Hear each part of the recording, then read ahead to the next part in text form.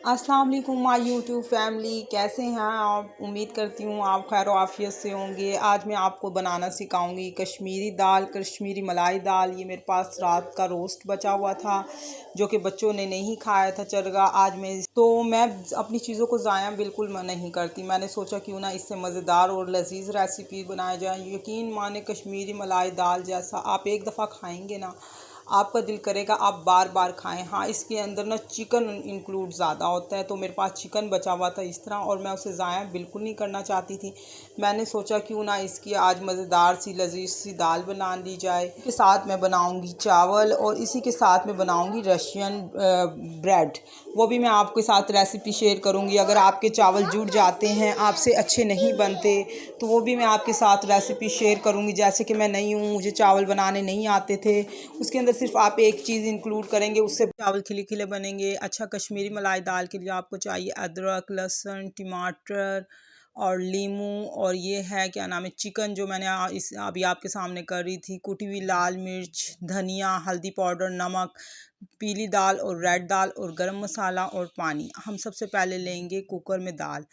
दाल को डालेंगे। मैं इधर बनाने लगी हूँ सिर्फ 2 लोगों की दाल। आप अपने मुताबिक बनाइएगा। मैं इसमें सिर्फ 2-2 चम्मच ले रही हूँ, ज़्यादा से ज़्यादा हर 2.5 चम्मच लूँगी, इससे ज़्यादा बिल्कुल नहीं लूँगी। और ये 2 लोगों के लिए बिल्कुल परफेक्ट दाल बनेगी।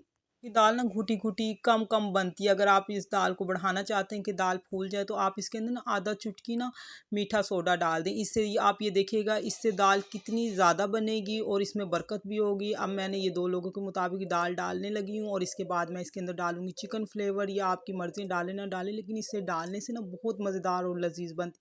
इसके अंदर मैं डालूंगी फल जावित्री और गरम मसाला। आपने ये गरम मसाला डालने के बाद, नमक डालने के बाद ना इसे बॉयल होने के लिए रख देना है। इसके बाद मैं प्रेशर कुकर को करूँगी बंद, और इसके साथ ही अब मैं तैयार करूँगी अपने ये दाल का मसाला। इतने में हमारी प्रेशर कुकर में दाल गलेगी। दूसरी साइड पर हम ना चूल्हे पर ना इसका मसाला तैयार करेंगे। इसको प्रेशर कुकर को अब मैं रख दूँगी दूसरी साइड पर, और अब मैं दाल का मसाला बनाने लगी हूँ। अब मैं लूँगी एक खूबसूरत सी प्यारी सी कढ़ाई। हाँ, आप ना जब भी घी डालें ना पानी सुखा के डालें। मेरी कढ़ाई में ना अभी पानी था, मैंने इसमें डाला है 1.5 चम्मच घी।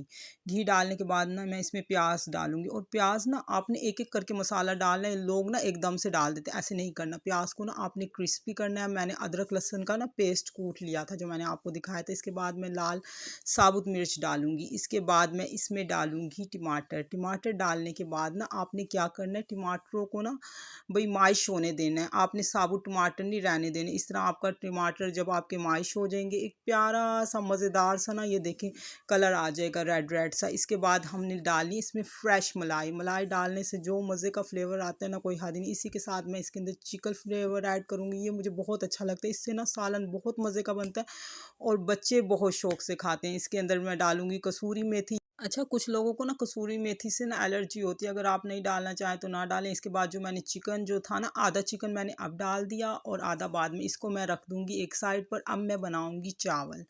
चावल मैं अब बॉयल करने लगी हूँ साथ। अब मैं आपको बताऊँ, जिन लोगों के चावल जुड़ जाते हैं, मेरा मसाला इतने हो गया था तैयार। ये थोड़ा सा मेरा मतलब देर से आपको दिखाया है, और एक साइड पे मेरी दाल हो रही है। तो मैंने आपको बताया था कि चावल जिन लोगों के जुड़ जाते हैं ना, आपने क्या करना है, इसमें ना एक चुटकी ना हल्दी डालनी है। हल्दी डालने से आप यकीन माने, आपके बेशक टोटा चावल भी होंगे ना, वो भी कभी नहीं जुड़ेंगे। क्योंकि मुझे चावल बनाने बिल्कुल नहीं आते थे। फिर मुझे ना किसी औरत ने बताया कि ना आप ना नमक जब डालती हैं, नमक के साथ ना इसमें एक चुटकी चावल डाल दें। एक तो इससे रेस्टोरेंट स्टाइल चावल बनते हैं, और खिलवा एक एक चावल बनता है।